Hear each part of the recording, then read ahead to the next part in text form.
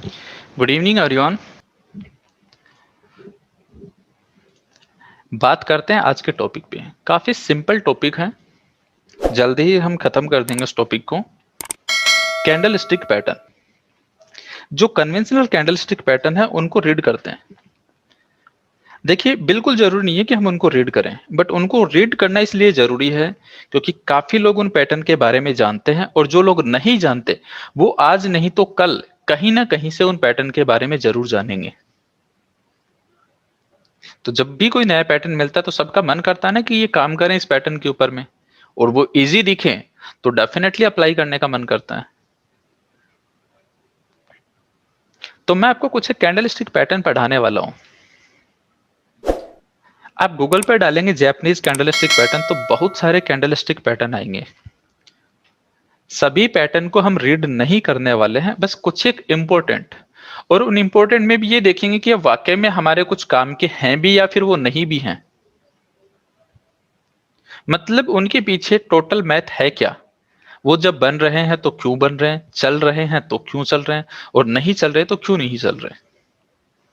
Like आपने नाम सुने होंगे ना कि बुलिश एनगल्फिंग पैटर्न बन गया, बेरिश एनगल्फिंग पैटर्न बन गया है, मॉर्निंग स्टार बन गया, इवनिंग स्टार बन गया, हैमर बन गया, इन्वर्टेड हैमर बन गया। तो इन्हीं पैटर्न की मैं बात कर रहा हूं, इन्हीं बोलते हैं कन्वेंशनल कैंडलस्टिक पैटर्न। इसके अंदर में सबसे जो फर्स्ट पैटर्न है उसका नाम है बुलिश हरामी। सेकंड पैटर्न है उसका नाम है बेरिश हरामी। पहले इन दोनों पैटर्न को समझते हैं कि ये दोनों चार्ट पे कैसे दिखते हैं और इनकी स्ट्रक्चर क्या होती है। बेसिकली टू कैंडल की कॉम्बिनेशन से मिलके बने हैं। फर्स्ट कैंडल होगी रेड, कुछ इस टाइप से, एंड सेकंड कैंडल होगी ग्रीन, बट वो होगी कुछ इस टाइप से। मतलब अगर इस कैंडल को मैं बोलूं ये है फर्स्ट कैंडल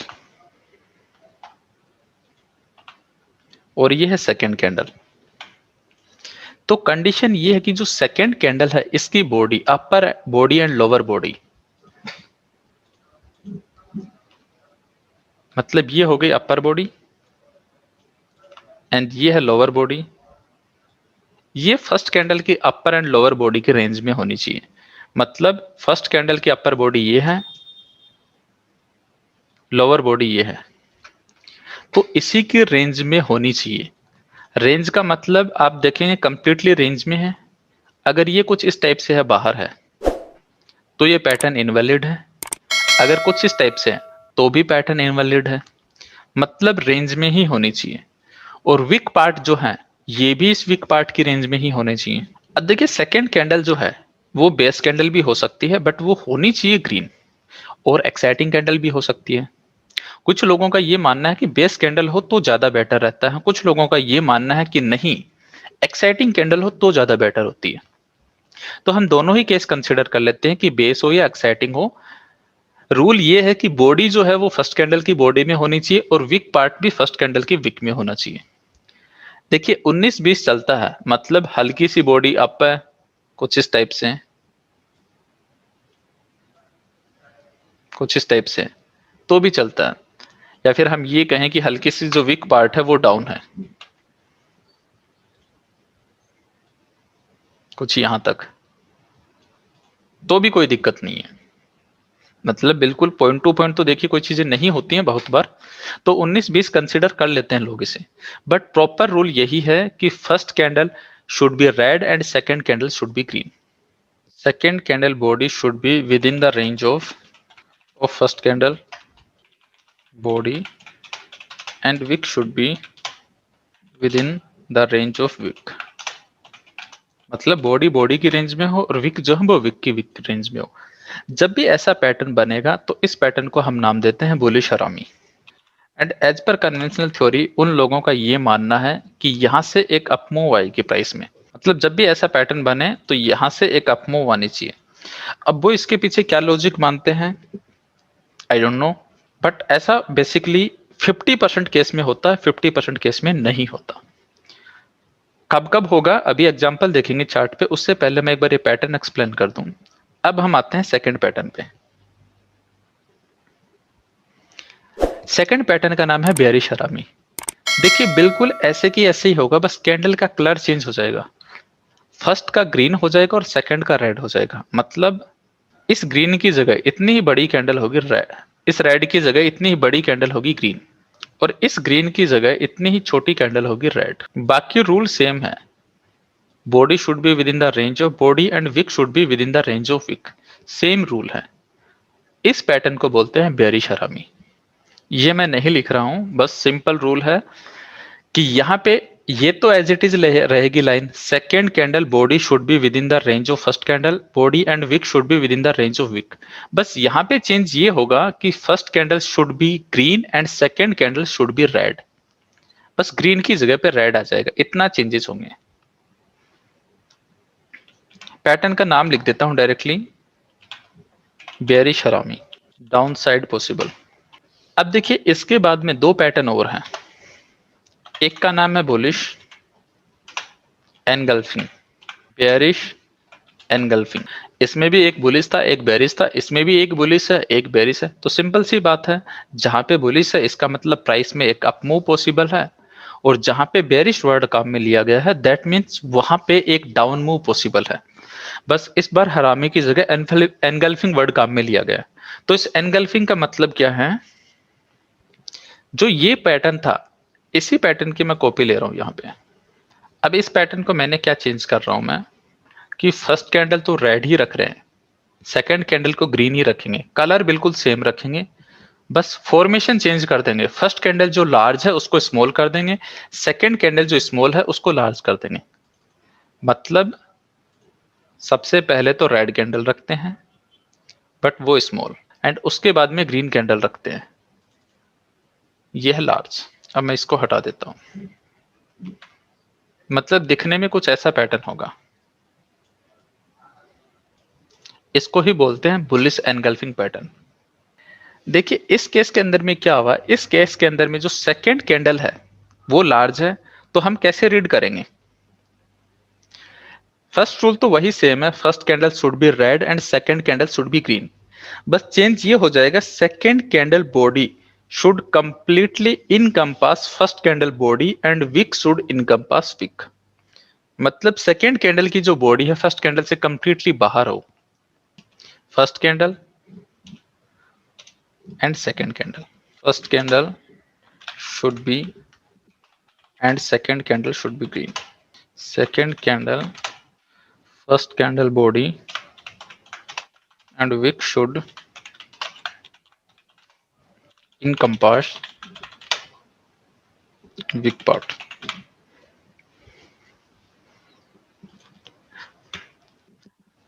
जब भी ऐसा पैटर्न बनेगा उसे हम नाम देंगे बुलिश एनगल्फिंग पैटर्न। मैं यहां पे अपमूव पॉसिबल वर्ड काम में ले रहा हूं, वो ये मानते हैं कि अपमूव आएगी। यहां पे हम लैंग्वेज नहीं लिखेंगे, डायरेक्टली मैं पैटर्न लिख देता हूं। लाइक ये है, तो इस बार क्या होगा, कैंडल का कलर चेंज कर देते हैं, जैसे यहां पे किया था हमने इन दोनों के अंदर में।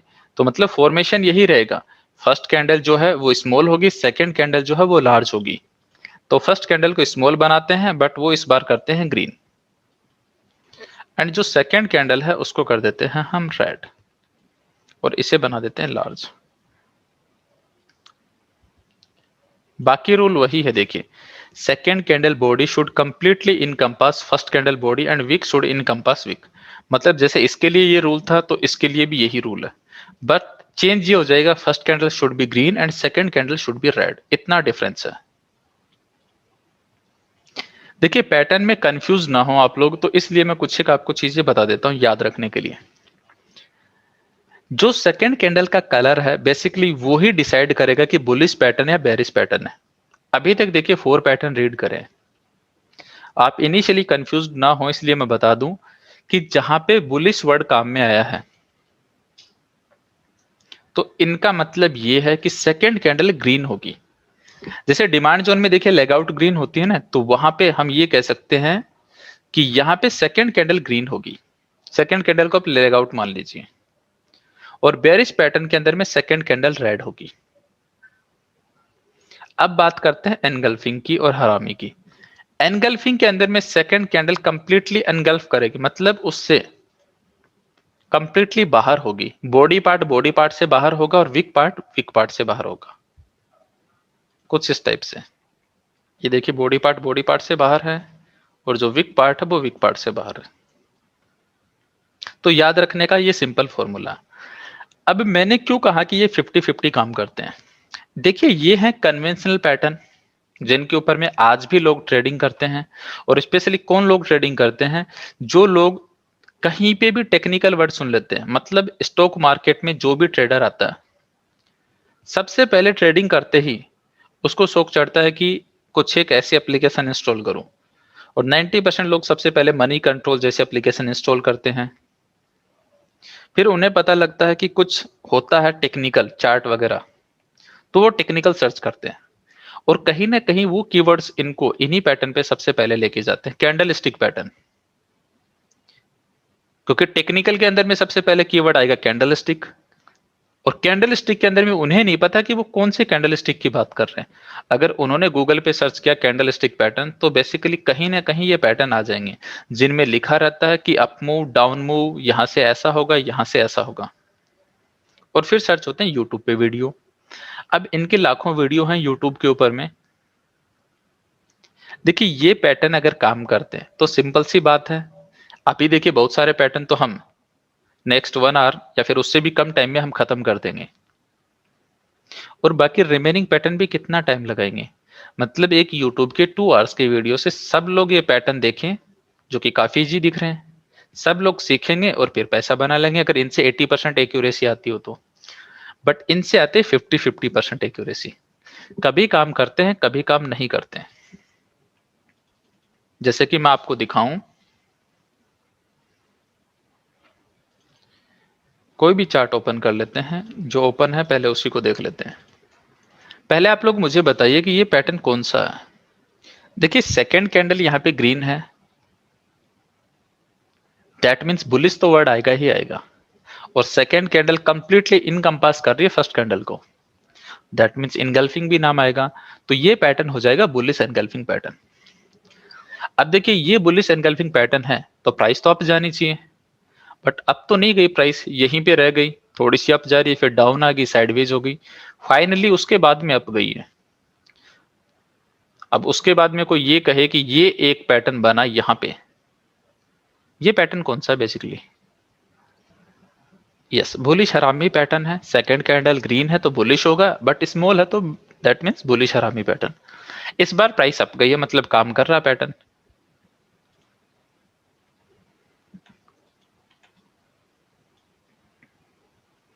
ये पैटर्न कौन सा है? मतलब अगर मैं इसको फर्स्ट कैंडल मानूं और इसको सेकंड कैंडल मानूं, यस बेरिश एनगल्फिंग पैटर्न है। बट देखिए प्राइस डाउन जाने की वजह, प्राइस तो अच्छी खासी अप चली गई, डाउन आनी चाहिए थी, बट डाउन ना के प्राइस में एक अच्छा मूव आ गया। हाँ, हम ये कह सकते हैं इसी के जस्ट बाद में एक बुलिश एनगल्फिंग पैटर्न टाइप से बना।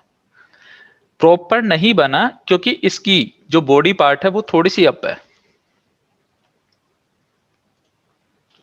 अगर इसकी बॉडी पार्ट यहां होती तो हम ये कहते कि प्रॉपर पैटर्न बन गया है बुलिश एनगल्फिंग। बट अभी भी मैंने कहा कि 19-20 तो चलता, उसके अकॉर्डिंगली बुलिश एनगल्फिंग पैटर्न बना। इस बार देखिए प्राइस चल रही है, यस यहां पे जो है ना एक्यूरेसी कंसर्न है, बट इसका भी कुछ ना कुछ सॉल्यूशन हम जरूर निकालेंगे। लाइक यहां पे ये जो पैटर्न है, ये पैटर्न दिख रहा है बेरिश एनगल्फिंग, ग्रीन कैंडल है, रेड कैंडल है, प्रॉपर पैटर्न है। यहां से देखिए प्राइस डाउन आ रही है, एक पैटर्न और बन रहा है यहां पे बुलिश एनगल्फिंग टाइप से। प्राइस हल्की सी अप गई बट फिर प्राइस डाउन आ गई, ये पैटर्न फेल हो गया। तो मैं आपको बताऊं ये पैटर्न फेल होना और चलना, ये जो पैटर्न फेल हो रहे हैं या फिर चल रहे हैं, इनके पीछे रीजन है डिमांड एंड सप्लाई। ये पैटर्न भी फेल हो सकता था अगर यहां पे ये सप्लाई जोन नहीं हो तो।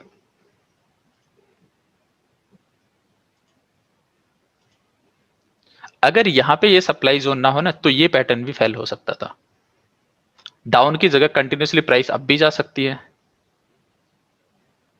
और अभी भी अगर ये क्वालिटी का डिमांड जोन होता तो यहां से भी तो प्राइस अप जा सकती इस क्वालिटी के डिमांड जोन के बाद में। लाइक यहां से आप देखेंगे कि इस पैटर्न के बाद में ग्रीन कैंडल के बाद में रेड कैंडल बनी, रेड कैंडल के बाद में प्राइस कंटिन्यूसली डाउन आ रही है, मतलब बेरिश एनगल्फिंग पैटर्न है। प्राइस को रोकने के लिए कुछ नहीं है, प्राइस डाउन आ रही है। एक बुलिश एनगल्फिंग पैटर्न बना, अब तो प्राइस अप जानी चाहिए, बट फिर भी प्राइस डाउन आ रही है। प्राइस अप कहां से जा रही है? डिमांड जोन को हिट करके।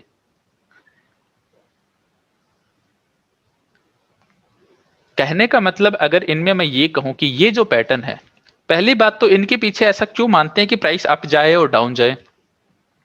इसका तो कोई लॉजिक ही समझ में नहीं आ रहा।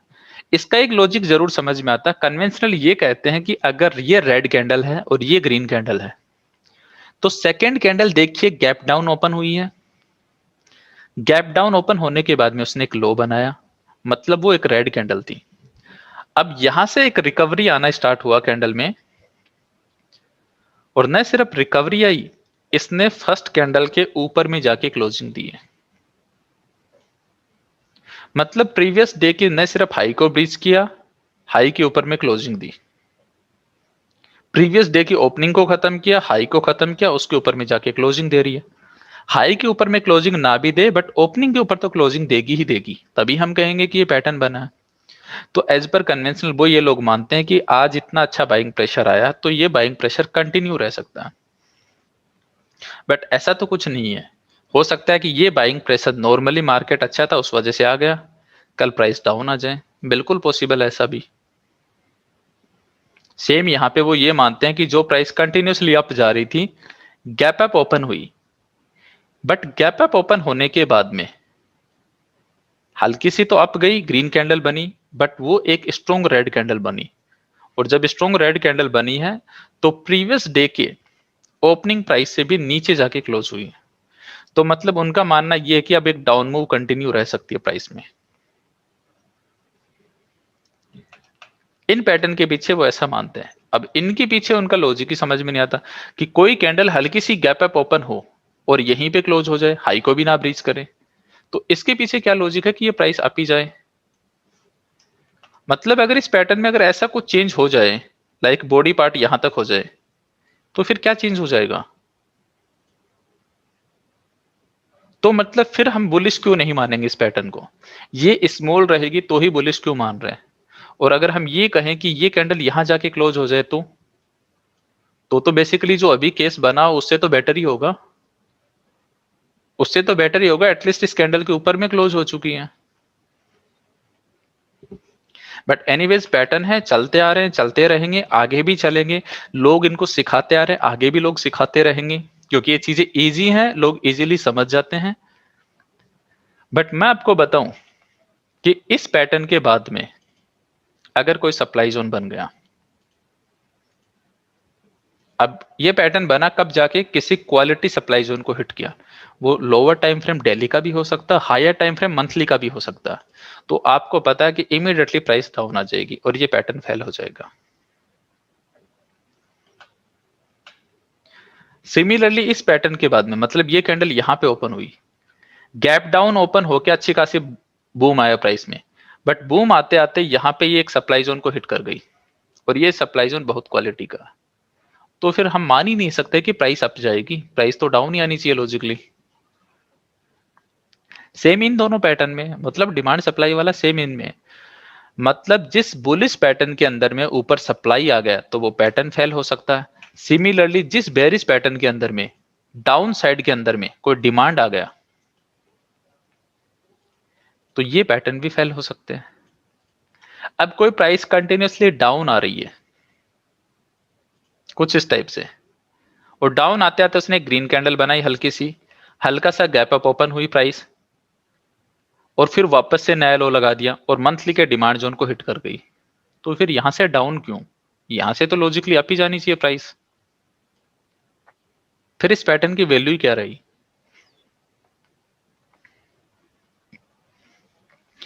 मैंने कहा ये 50-50% काम करते हैं, उससे ज्यादा बिल्कुल नहीं करते हैं। हाँ, बाकी रिमेनिंग इनके अंदर में क्या अच्छा कर सकते हैं? अच्छा ये कर सकते हैं कि एक तो जब भी ये पैटर्न बने और उसके केस में ऑपोजिट सिचुएशन आ जाए, लाइक बुलिश के पैटर्न में ऊपर सप्लाई जोन आ गया,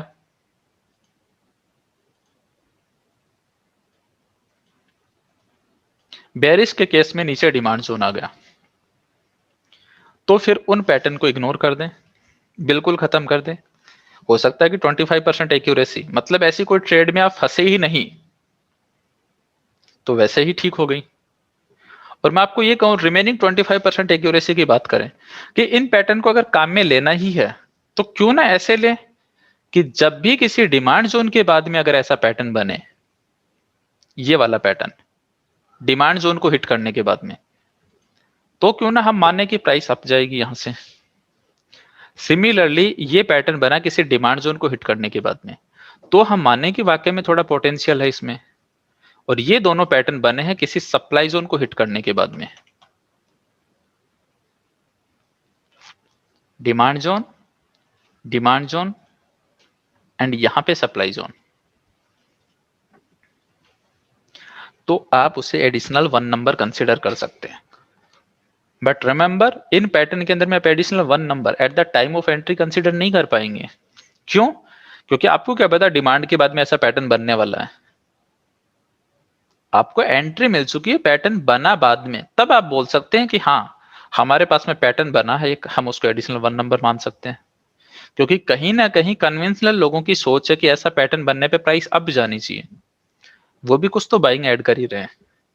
बट रिमेंबर, आज के टाइम पे उस बाइंग का कोई इंपॉर्टेंस नहीं है।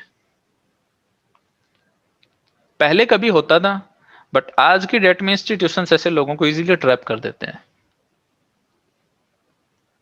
तो ये पैटर्न किसी नॉर्मल डिमांड जोन से हिट होके बन भी गए ना, तो आप लोगों को खुश नहीं होना। मेक श्योर कि हमारा डिमांड जोन क्वालिटी का हो, मतलब जो ट्रेड सेटअप हम प्लान कर रहे थे वो इन सारे पैरामीटर्स को छोड़ के जैसे पहले सोच रहे थे वैसा ही हो। उसके बाद में अगर ऐसा कोई पैटर्न बन रहा है तो वेल एंड गुड है, आप अपनी तसल्ली के लिए, सेल्फ सेटिस्फेक्शन के लिए उसे 1 नंबर दे सकते हैं। इनके बाद में 2 पैटर्न आते हैं, ये दोनों पैटर्न काफी स्ट्रोंग है। एक पैटर्न का नाम है मॉर्निंग स्टार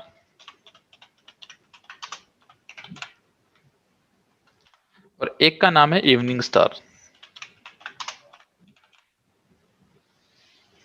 ये दोनों कैसे बनते? बेसिकली जो अभी हमने पढ़े वो 2 कैंडल से मिलके बने थे। ये जो पैटर्न है इसमें मिनिमम 3 कैंडल्स होंगी, एंड मिनिमम 3 कैंडल्स किस टाइप से होंगी? मॉर्निंग स्टार की बात करें, फर्स्ट कैंडल रेड, देन कोई बेस कैंडल होगी, मल्टीपल बेस कैंडल भी हो सकती है, 2 भी हो सकती है, तो वो भी कोई इश्यू नहीं है यहां पे। एंड उसके बाद में इसका जो रूल है वो ये है कि जो ग्रीन कैंडल बनेगी वो आपकी जो रेड कैंडल है उसके 50% पार्ट के ऊपर जाके क्लोज हो। मतलब ये हुआ 50% पार्ट और इसके ऊपर में जाके क्लोज हो,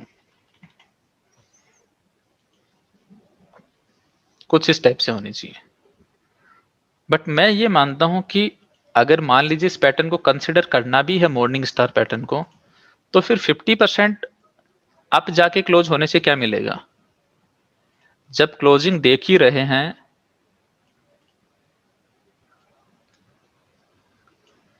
तो कुछ इस टाइप की देखें, 50% क्यों, 100% पार्ट के ऊपर जाके क्लोज हो तो ज्यादा बेटर है ना। एज पर रूल तो है ये morning star pattern, as per rule जो मॉर्निंग स्टार की डेफिनेशन है वो है ये, बट मैं इसे इनवैलिड मानता हूं, मैं इसे सही मानता हूं। इसके बाद में कन्वेंशनल का मानना यह है कि बाइंग प्रेशर आएगा, प्राइस अप जाएगी, यहां से प्राइस अप जाएगी।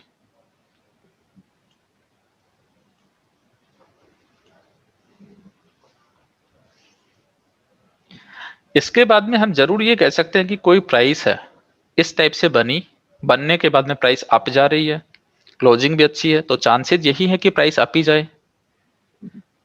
सिमिलरली ये है green candle,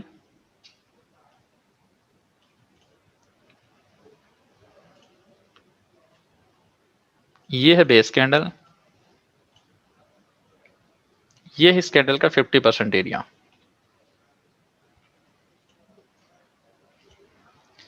as per evening star theory जो रेड कैंडल बने इसके नीचे जाके क्लोज हो,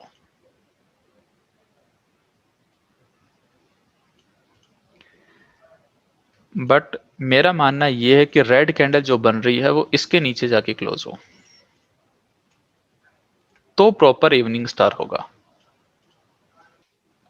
मॉर्निंग स्टार,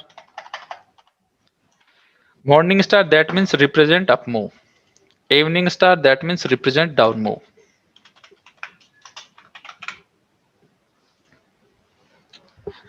अब देखिए अगेन वही बात, इसमें दो चेंजेस मैं बताना चाहूंगा आपको कि ये जो पैटर्न बना इसमें तो देखिए हम मान ही नहीं सकते, क्योंकि इसमें तो इसके ऊपर में क्लोजिंग नहीं दिए, तो एज पर क्लोजिंग थ्योरी हो सकता है यहीं से डाउन आ जाए। बट ये भी तो डाउन आ सकता है ना कि ये पैटर्न तो बना, अब इसके जस्ट ऊपर एक सप्लाई जोन हो तो डाउन आ जाएगा। सिमिलरली इस पैटर्न के जस्ट नीचे डिमांड जोन हो तो प्राइस रिवर्स हो जाएगी और ये इजीली ब्रीच हो जाएगा, क्योंकि हमने ऐसे एग्जांपल देखे हैं चाहे इसकी क्लोजिंग हो डेली वाले की, लेकिन वो वीकली डिमांड जोन को हिट कर गया तो फिर प्राइस यहां से अप मूव चली जाएगी, ये पैटर्न खत्म हो जाएगा। बट हाँ इसके कंपैरेटिवली तो चांसेस हैं ही।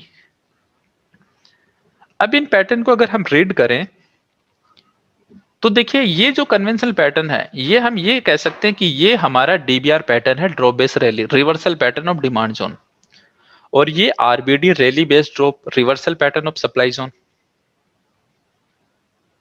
और हम तो क्या करते हैं, हम तो ये मानते हैं कि ऐसा कोई पैटर्न बना है तो हमारी ये एंट्री होती है और ये स्टॉप लॉस होता है, और ऐसा कोई पैटर्न बना है तो ये है प्रोक्सिमल लाइन, एंट्री लाइन और इसके ऊपर में स्टॉप लॉस। हम यहाँ पे क्यों ट्रेड करेंगे इसे, यहाँ पे क्यों ट्रेड करेंगे, हम तो ट्रेड करना भी है इस पैटर्न को, तो सिंपल सी बात है कि इसको डाउन आने देंगे और इसके बाद में ट्रेड करेंगे, और वो भी तब जब ओवरऑल हायर टाइम फ्रेम का सपोर्ट हो, लोकेशन एग्जीक्यूशन हो, कोइंसाइडिंग लेवल हो, कोई सप्लाई जोन को हिट ना किया हो तो। बट हमें पता है कि इसकी क्लोजिंग अच्छी है तो ये एक पैटर्न अच्छा है हमारा डीबीआर पैटर्न, हमें इसके मॉर्निंग स्टार नाम से कोई भी लेना देना नहीं है। सेम हमें इवनिंग स्टार से कोई लेना देना नहीं है, हमें पता है इसकी क्लोजिंग अच्छी है, प्राइस यहां जाएगी तो यहां से डाउन आने के चांसेस बनते हैं। इसका एग्जांपल दिखाता हूं मैं आपको कोई, मतलब जो भी हमारे डीबीआर आरबीआर पैटर्न होते हैं वही इसके एग्जांपल है। ये भी एक मॉर्निंग स्टार पैटर्न ही है यहाँ पे, ये भी एक मॉर्निंग स्टार पैटर्न ही है यहाँ पे, पर देखिए ये मॉर्निंग स्टार पैटर्न था, सप्लाई जोन से डाउन आ गई प्राइस, ये सप्लाई जोन क्वालिटी का होता, डाउन ट्रेंड में होता तो प्राइस कंटिन्यूसली और भी ज्यादा डाउन में आ जाती। ये पैटर्न इवनिंग स्टार हुआ, बट हमारे अकॉर्डिंगली कौन सा रैली बेस्ड ड्रॉप है और इसकी क्लोजिंग भी ठीक ठाक लग रही है, यहां तक मूव है डाउन मूव, प्राइस अप गई तो ये चल भी गया। बट क्या पता यहां पे ये अगर डाउन आते आते, अगर ये एक बार इसको हिट कर जाए तो, अगर ये डाउन आते आते इसको हिट कर जाए तो एक ही साथ में इसको तोड़ सकती है, ब्रीच कर सकती है और ये खत्म हो सकता है ये पैटर्न। एक एग्जांपल बताता हूं, उस एक एग्जांपल से सब चीजें क्लियर हो जाएंगी कि आपको समझ में आ जाएगा कि इन पैटर्न के पीछे बेसिकली लॉजिक है क्या।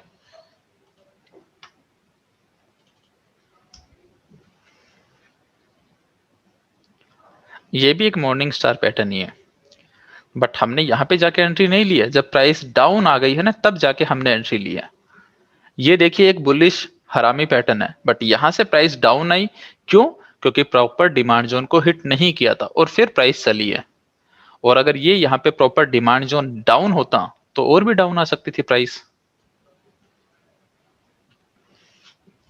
यहाँ पे एक पिक्चर समझाता है, इसको ध्यान से देखें, इंडसइंड बैंक की पिक्चर है। हमारे पास में एक पैटर्न बना, प्राइस अच्छी खासी डाउन आ रही है, डाउन आते आते हमारे पास में एक पैटर्न बना है जिसका नाम है बेरिश एनगल्फिंग, इन दो कैंडल से, ग्रीन एंड रेड कैंडल से बेरिश एनगल्फिंग पैटर्न। बट आप देख रहे हैं इसमें प्राइस डाउन जाने की वजह प्राइस अप जा रही है।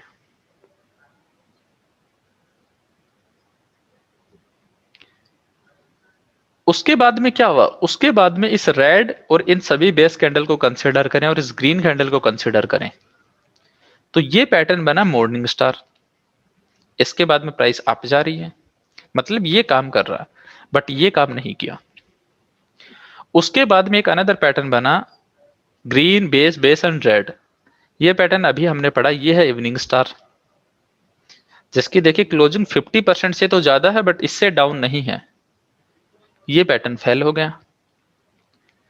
इस बार एक पैटर्न बना है drop base base rally morning star, 50% से ऊपर क्लोजिंग है, मतलब इससे भी वीक है बट ये काम कर रहा। कहने का मतलब मॉर्निंग स्टार काम कर रहा, इवनिंग स्टार काम नहीं कर रहा। मॉर्निंग स्टार काम कर रहा, बेरिश एनगल्फिंग काम नहीं कर रहा। मतलब जो भी डाउन लाने वाले पैटर्न है वो कोई भी काम नहीं कर रहा, और जो भी अप ले जाने वाले पैटर्न है ना वो सब के सब काम कर रहे हैं। उसके पीछे बस एक सिंपल सा लॉजिक है, जब प्राइस डाउन आई ना तो इस क्वार्टरली डिमांड जोन को हिट कर गई थी। अब ये जो प्रोक्सिमल लाइन है क्वार्टरली डिमांड जोन की, ये मैं आपको दिखाता हूं। यहां पे price down I, immediately recovery I but धीरे धीरे डाउन रही, क्वार्टरली डिमांड जोन को हिट किया। हम बोल सकते हैं ये एक सप्लाई जोन टाइप से स्ट्रक्चर ब्रीच की है, कंफर्मेशन एंट्री मिली है, इसके ऊपर में क्लोजिंग दी है। हम ये भी कह सकते हैं ये एक ड्रॉप बेस रैली ऐसा पैटर्न है जिसकी क्लोजिंग इसके ऊपर में है, कंफर्मेशन एंट्री तो है ही है, और प्राइस यहां से अप गई है। हम ये नहीं मान सकते ये इवनिंग स्टार पैटर्न काम करेगा जब क्वार्टरली के डिमांड जोन को प्राइस हिट कर चुकी है। एंड अगेन हमें देखिए यहां पे एंट्री मिली, एक नॉर्मल पैटर्न है, ये भी काम कर रहा है। ये इवनिंग स्टार भी फेल होगा इस रैली बेस रैली से, क्यों? क्योंकि इस रैली बेस रैली की क्लोजिंग इसके ऊपर है। अनदर एक पैटर्न बना ये वाला ड्रॉप बेस रैली पैटर्न, ये देखिए काम कर रहा है, क्योंकि इसकी क्लोजिंग इससे भी ऊपर, मतलब हर की क्लोजिंग अप टू अप जा रही है, प्राइस कंटिन्यूसली अप ही जा रही है। कंफर्मेशन मिल चुकी, हायर टाइम फ्रेम का सपोर्ट है। तो बेसिकली सारे जो पैटर्न है कैंडल स्टिक जो इस डिमांड को और हायर टाइम फ्रेम के साथ में है वो काम कर रहे हैं, और जो इनके ऑपोजिट में है वो काम नहीं कर रहे हैं। एक सिंपल सा लॉजिक है। यहां पे एक चीज और है जो मैं आपको कह रहा था कि क्या फर्क पड़ता है 19-20 होने से। लॉजिकली आप लोग ये कहेंगे, सोचेंगे यहां पे ये भी तो एक पैटर्न है रेड एंड ग्रीन कैंडल से बुलिश एनगल्फिंग, बट इसकी देखिए वीक पार्ट से बाहर है। बट ये वीक पार्ट से बाहर है तभी तो एंट्री मिली यहां पे प्रोक्सिमल लाइन पे, अदरवाइज एंट्री नहीं मिलती शायद हमें।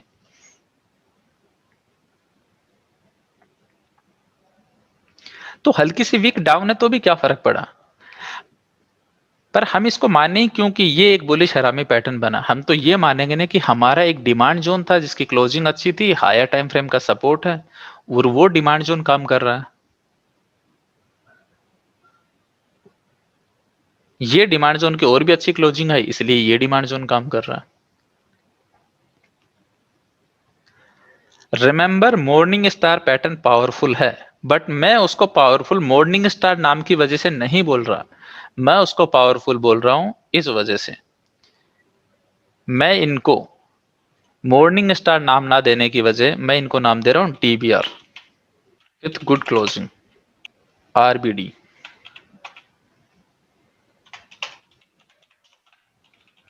With good closing. तो मतलब चाहे कोई भी थ्योरी हो, हम तो सिंपल ये मानेंगे कि हमारे रिवर्सल पैटर्न है और जिनकी क्लोजिंग अच्छी है वो पैटर्न वहां से चल रहे हैं, और वो पैटर्न बनते ही हम एंट्री नहीं ले रहे हैं कि यहाँ पे पैटर्न बन गया हम यहाँ पे सेल नहीं कर रहे। हम तो प्राइस ऊपर जाएगी तो ही सेल करेंगे, और वो भी जब हमारी टॉप डाउन अप्रोच या तो कोई कंफर्मेशन या फिर multiple time frame analysis theory वो हमें उसके लिए अप्रूव कर रही हो तो ही, अदरवाइज हम उसे शॉर्ट नहीं करेंगे। सिमिलरली हम यहाँ पे लॉन्ग ना करके इस डिमांड जोन में एंट्री मिलने पे ही लॉन्ग करेंगे। दो पैटर्न और बहुत ज्यादा फेमस रहते हैं, हैमर, इन्वर्टेड हैमर, और इसी में एक हैमर के साथ ही बना होता है हैमर की वजह से ही, जिसे बोलते हैं शूटिंग स्टार। बस यही पैटर्न हम पढ़ने वाले हैं। हैमर, इन्वर्टेड हैमर, ये भी बहुत लोग काम में लेते हैं वर्ड्स, किस टाइप से बनता है। हैमर की जो स्ट्रक्चर होती है वही सेम, कुछ इस टाइप से। ये बन गया हैमर। ये हैमर ग्रीन कलर का भी हो सकता है, रेड कलर का भी हो सकता है।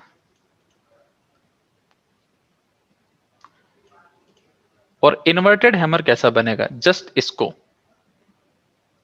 उल्टा रख देते हैं। अब इनकी थ्योरी भी सुन लीजिए कि इनके पीछे क्या मानना है उनका। उनका मानना ये है कि प्राइस जो है कंटिन्यूसली जो डाउन जा रही है, यहां से ओपन तो यहां पे हुई, ओपन होने के बाद में वो डाउन गई, एक बार के लिए रेड कैंडल बनी, बट अल्टीमेटली वो क्लोज हुई है एकदम से टॉप पे जाके, डे हाई पे। मतलब ग्रीन कैंडल है तो ग्रीन कैंडल का ओपन होता है लोअर बॉडी, लोअर वीक होती है लो पॉइंट, और ये होगा इसका क्लोजिंग। क्लोजिंग और हाई बिल्कुल सेम है। तो ये तो हो गई यहां पे ग्रीन कैंडल। हाँ, इसमें वीक अगर थोड़ी बहुत बाहर है तो उससे कोई फर्क नहीं पड़ेगा, और ग्रीन कैंडल है तो वीक बाहर होने के पूरे चांसेस है, बाहर ही होगी, क्योंकि सेटलमेंट में प्राइस डाउन आ जाती है लास्ट के 30 मिनट की एवरेज प्राइस के अकॉर्डिंगली। एनीवेज इनसे कुछ फर्क नहीं पड़ेगा अगर हल्की सी वीक इनकी कुछ इस टाइप से है तो। हैमर का मतलब ये हुआ कि प्राइस जो अच्छी खासी डाउन गई थी, डाउन जाने के बाद में वो रिकवर हो गई। थोड़ा सा फर्क है ग्रीन हैमर में और रेड हैमर में। रेड हैमर ये कहता है कि प्राइस जो है यहां से डाउन गई थी, क्योंकि देखिए ओपन यहां से हुआ ना प्राइस का, और ये लो है, रिकवर तो हुई बट यहां तक ही हुई, यहां पे क्लोज हो गई। जबकि ग्रीन हैमर ये कह रहा है कि प्राइस यहां से डाउन गई और न सिर्फ रिकवर हुई, डे हाई के ऊपर गई, और न सिर्फ डे हाई के ऊपर में गई, वहां पे क्लोज भी हुई। तो देखिए फर्क है ना, ग्रीन हैमर जो है वो ज्यादा पावरफुल हुआ लॉजिकली, क्योंकि लो गई हुई प्राइस को कंप्लीटली रिकवर कर दिया उसने। सिमिलरली हम यहां पे भी कह सकते हैं कि इन्वर्टेड हैमर का मतलब तो ये हुआ कि जो प्राइस अप जा रही थी वहां पे सस्टेन नहीं कर पाई और वो डाउन साइड में आके क्लोज हो गई, दोनों केस में। बट ग्रीन का मतलब यहां से अप जाना, क्योंकि ग्रीन है तो ये ओपन होगा, सॉरी, ये ओपन होगा, यहां से अप जाना एंड यहां पे आके क्लोज होना। मतलब अच्छी खासी जो रिकवरी आई थी प्राइस के अंदर में, वो डाउन तो आई प्राइस वापस से, बट कंप्लीटली डाउन नहीं आ पाई। जबकि इस पिक्चर के अंदर में न सिर्फ डाउन आई, लो को भी ब्रीच करते हुए एकदम से लो पे क्लोज हो गई यहां पे। रूल सिंपल है, इसके अकॉर्डिंगली वो मानते हैं कि डाउन मूव आएगी इन्वर्टेड हैमर बना तो, क्योंकि प्राइस में ऊपर से एक सेलिंग प्रेशर आया तो अब ये डाउन मूव कंटिन्यू रहेगी, और नीचे से एक बाइंग प्रेशर आया तो ये अप मूव कंटिन्यू रहेगी। ये एक सिंपल लॉजिक है। अगेन 50% काम कर रहा, 50% काम नहीं कर रहा, कितने भी पिक्चर चार्ट पे देख सकते हैं। निफ्टी पे ही आपको खूब स्ट्रक्चर मिल जाती हैं।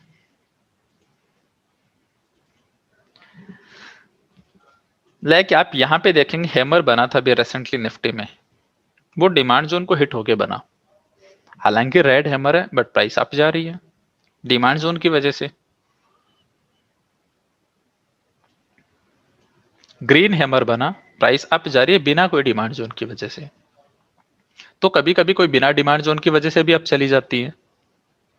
आपको याद हो एक लेवल डिस्कस किया था हमने निफ्टी के अंदर में, ये वाला रैली बेस रैली रैली, जिसमें मैंने बोला प्राइस एकदम से बॉटम पे आई, बॉटम पे आने के बाद में बाई किया और 100 रुपीज की कॉल 1000 हो गई थी। यहाँ पे भी देखिए एक हैमर बना, बट मैंने हैमर की वजह से बाई नहीं किया कि हैमर बना तो प्राइस अप जाएगी। देखिए प्राइस में कंटिन्यूसली हैमर बन रही है, यहाँ पे भी बना है, यहाँ पे भी बना है, और भी बीच में बन जाते हैं। हैमर का मतलब ये होता है कि कोई प्राइस कंटिन्यूसली अगर अप जा रही है और बीच बीच में हैमर बना रही है कुछ इस टाइप से, तो वो अप ही जाएगी। ऐसी कन्वेंशनल थ्योरी है, क्योंकि प्राइस गैप अप ओपन हुई, डाउन आई, बट वापस से रिकवर हो गई फुल्ली, और वो वापस से डे एंड में ये शो कर रही है कि बुलिश प्रेशर कंटिन्यू है प्राइस में, तो प्राइस अप ही जाएगी। रेड का मतलब सिंपल है कि जो प्राइस डाउन जा रही है और वहां पे कोई इन्वर्टेड हैमर बना रही है, मतलब एक बार के लिए प्राइस में अप मूव आया था, बट वापस से डाउन मूव आके डे लो पे क्लोज हुई है, तो ये सेलिंग प्रेशर कंटिन्यू रहेगा। ये थ्योरी है। जैसे कि प्राइस में अभी यहाँ पे भी तो यही हो रहा, बीच बीच में हैमर बन रहा है, प्राइस अप जा रही है। अभी यहाँ पे भी देखिए हैमर बना प्राइस के अंदर में, प्राइस अप जा रही है।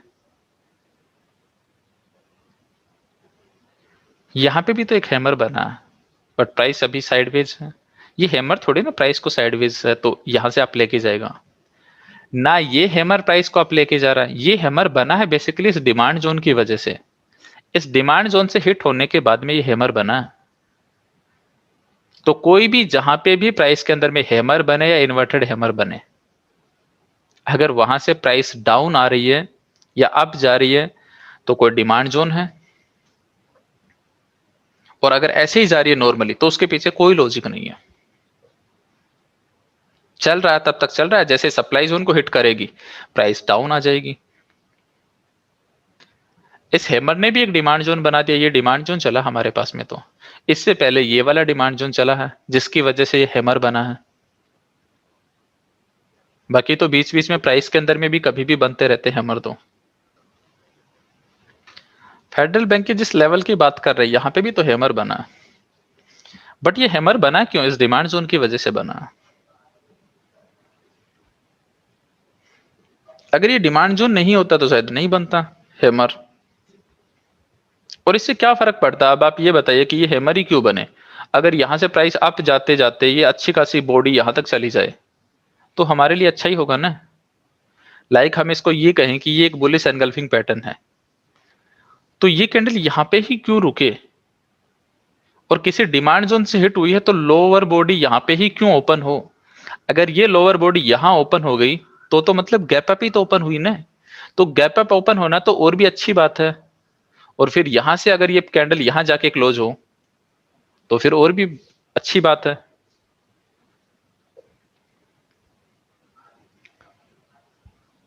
बट कुछ लोग अभी भी इन चीजों को फॉलो करते हैं। मैंने एक दो ग्रुप पे भी डिस्कशन देखे थे, इसलिए मैं सब चीजें क्लियर करना चाह रहा हूं कि इन चीजों को ज्यादा प्रायोरिटी नहीं देनी, प्रायोरिटी देनी है डिमांड एंड सप्लाई को। उनके साथ में ये बन रहे हैं तो वेल एंड गुड है, रैंडमली बन रहे हैं तो ऐसे सोच के खुश मत हो कि हैमर बन गया है, इन्वर्टेड हैमर बन गया।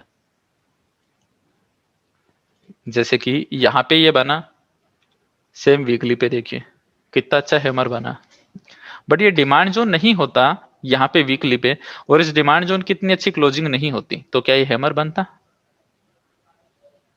और ये जो बुलिश एनगल्फिंग बना है, क्या पता यहां से इसका ट्रेंड स्टार्ट हो गया उस वजह से बना हो। नॉर्मली देखिए बेरिश एनगल्फिंग भी है, थोड़ा सा प्राइस को डाउन ला रहा है, कभी कभी रैंडमली भी चल रहे हैं, बट यहां पे अगर हो क्वालिटी का डिमांड जोन तो शायद ये ना भी चले। आज का ही स्ट्रक्चर देखिए एनएमडीसी, लेटेस्ट एग्जांपल। ये एक बुलिश एनगल्फिंग पैटर्न बना है एनएमडीसी में। अब क्या बुलिश एनगल्फिंग पैटर्न बना इस वजह से इसको लॉन्ग करे यहां पे, या फिर ये एक डिमांड जोन था एनएमडीसी में क्वालिटी का, इस वजह से यहीं पे लॉन्ग कर लेते हैं जब आज मॉर्निंग में एंट्री मिली। और क्यों वेट करें ये प्राइस यहीं पे जाए? अगर ये यहां से यहां तक चली जाए तो उससे क्या फर्क पड़ जाएगा। और ये कैंडल यहां पे ओपन हुई है, ये कैंडल यहां ओपन होके फिर डाउन आती तो कोई पैटर्न नहीं बनता। पर तब ऐसा थोड़ी ना कि ये डिमांड जोन नहीं चलता। जब प्राइस एनएमडीसी में अप गई है तो किसी सप्लाई जोन को हिट ही नहीं किया है। अब सप्लाई जोन देखेंगे वो भी यहां पे है, किसी सप्लाई जोन को हिट नहीं किया, नॉर्मल एक प्रॉफिट बुकिंग आई है।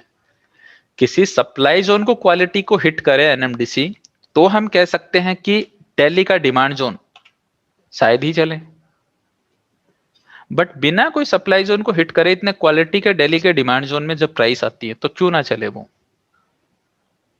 उसके लिए इस पैटर्न की क्या जरूरत है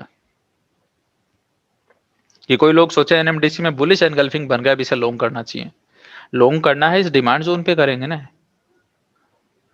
और अगर यहां पे ही होता क्वालिटी का सप्लाई जोन और ये डिमांड जोन होता नॉर्मल, और आज ये पैटर्न बन जाता, 2-4 दिन में ही प्राइस यहीं पे साइडवेज होके और डाउन आ जाती और प्राइस आके रुकती ओरिजिन के ऊपर में। जो शूटिंग स्टार लिखा है ना, ये भी हैमर ही है। इसका मतलब क्या है कि हैमर और इन्वर्टेड हैमर जो है वो प्राइस के मतलब बीच में तो बन ही रहे हैं। आपने एग्जांपल देखा यहाँ पे रैली कंटिन्यू है, उस रैली में कहीं पे भी बन रहे हैं।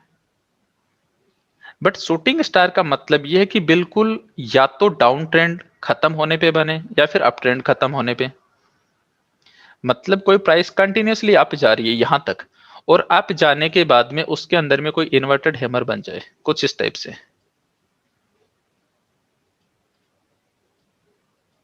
या फिर कोई प्राइस कंटिन्यूअसली डाउन जा रही है अच्छे खासे डाउन ट्रेंड में और अचानक से उसके अंदर में हैमर बन जाए।